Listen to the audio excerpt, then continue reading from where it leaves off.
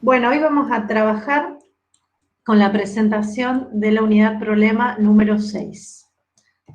En esta unidad problema nos han contado que Santiago tiene 12 años y que es el más bajo del grado. Con sus papás acude a control médico. Comentan que su hermana de 17 años está pensando en ser modelo, pero que no abandona la idea de estudiar biología molecular. Los elementos que tenemos que tener en cuenta en esta presentación de la unidad problema número 6 es que Santiago tiene 12 años, que es varón, que es el más bajo del grado y que acude a control médico. ¿Sí? Con estos elementos vamos a ir introduciendo los conceptos que se trabajan en esta unidad problema y vinculándonos para poder armar una buena presentación. Lo primero a tener en cuenta es que por la edad de Santiago, que tiene 12 años, vamos a decir que él está atravesando una etapa denominada pubertad.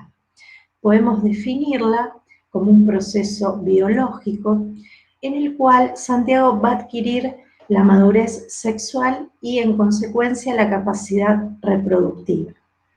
A su vez, está transitando o comenzando a transitar otra etapa denominada adolescencia, que esta es una construcción social. Hay sociedades en el mundo en las que este periodo de la vida no existe y se pasa directamente desde la niñez hacia la vida adulta.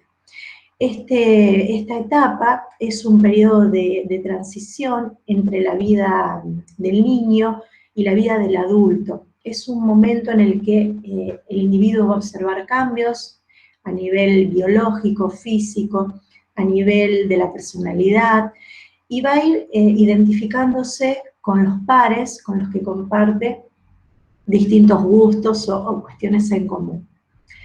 Lo primero que va a hacer el médico es percentilar a Santiago. Nosotros definimos a los percentiles o percentilos como variables que han sido tomadas de distintas muestras de estudios que se realizan sobre un grupo de la población.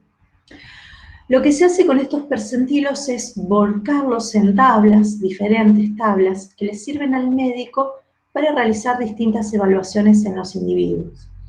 Esta tabla que nosotros vemos acá es de la Organización Mundial de la Salud. Es una tabla que lo que analiza es la talla para niños y adolescentes. Tenemos que tener en cuenta que tenemos que trabajar con este tipo de tabla en este caso. Y lo que tenemos en este eje es la talla en centímetros y en esta la edad.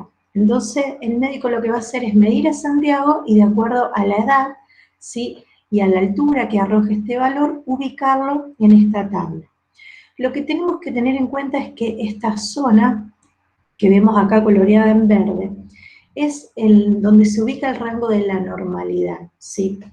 Y esto arroja los valores desde los percentiles 3 a 97. Entonces, si nosotros vemos que el resultado que arroja la medición de Santiago según su edad cae en esta franja verde, estaría dentro de los valores normales.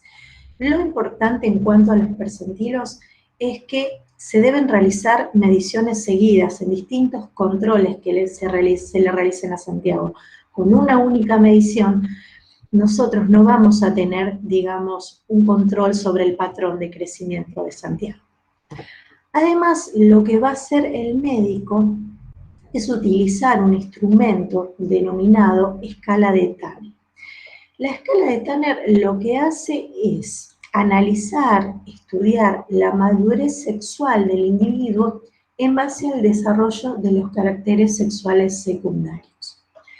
Tenemos que tener en cuenta que tenemos una tabla o una gráfica para varones y otra para niñas.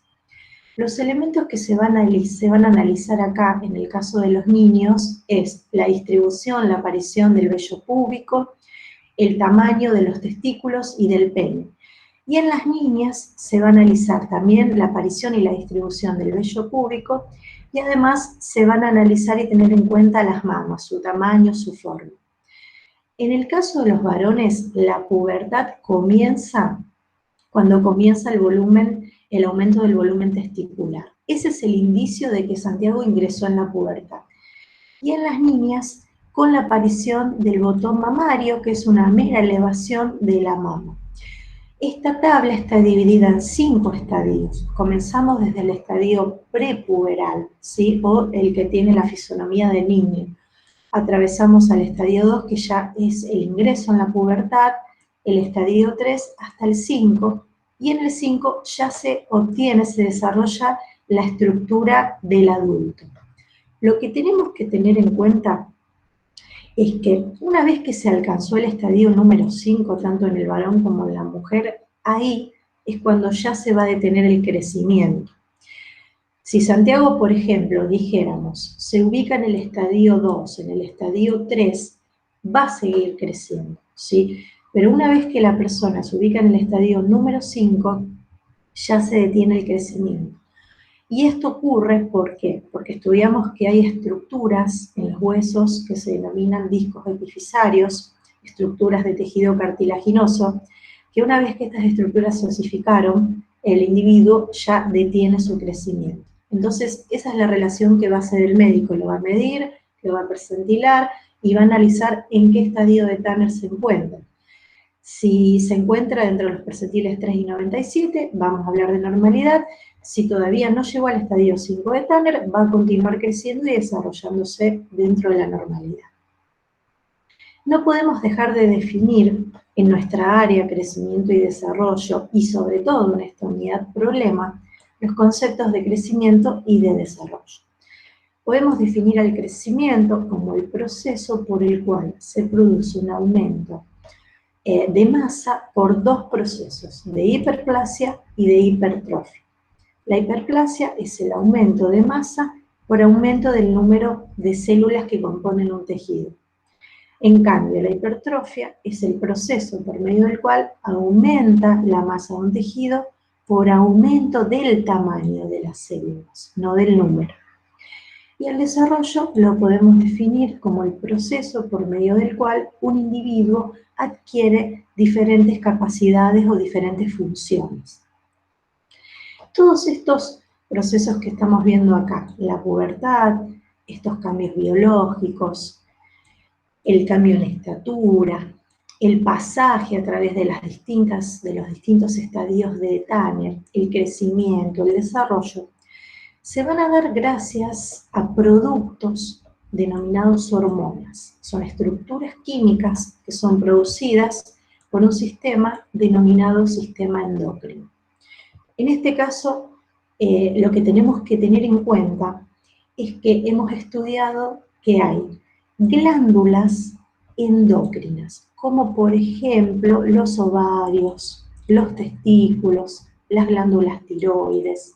Son estructuras glandulares que secretan hormonas. Pero también en este sistema endocrino que está distribuido en todo el organismo, podemos tener órganos que tengan células que secreten hormonas, no específicamente glándulas.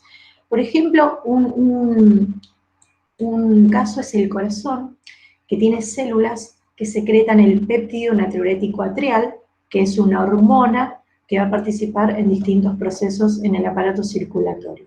Entonces, distinguimos en órganos que tienen células secretoras y glándulas que digamos que que actúan como glándulas endocrinas principales. Las hormonas que van a actuar en conjunto en Santiago para que vayan ocurriendo los cambios que estuvimos mencionando son la hormona de crecimiento, que es producida, secretada por la adenohipófisis, es una hormona de estructura proteica, el factor de crecimiento IGF-1, secretado por el hígado, que también es de estructura proteica, la testosterona, secretada por los testículos, que es una hormona de origen lipídica, y la hormona T3, secretada por la glándula tiroides, que es una glándula de aminoácidos modificados.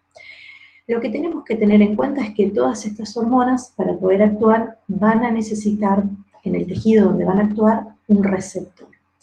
Sabemos que si la hormona es de origen lipídico, su receptor va a estar dentro de la célula, porque al ser una hormona liposoluble va a poder atravesar la membrana plasmática y la membrana celular y va a poder entrar.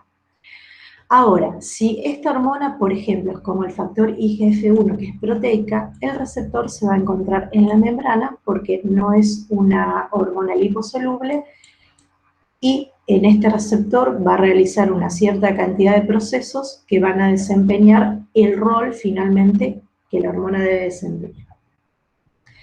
A su vez, es importante que el médico en este caso aproveche esta visita que hace Santiago con su familia para dialogar no solamente sobre cuestiones biológicas, sobre la pubertad, sino sobre la práctica regular de actividad física, que es importante, sobre el consumo o no de sustancias. Sabemos que en la adolescencia a veces los adolescentes entran en el consumo de alcohol, de tabaco, de drogas, y este es un momento importante para hablar sobre eso, porque son sustancias que pueden llegar a causar problemas no solo en la salud en general, sino en su crecimiento y desarrollo.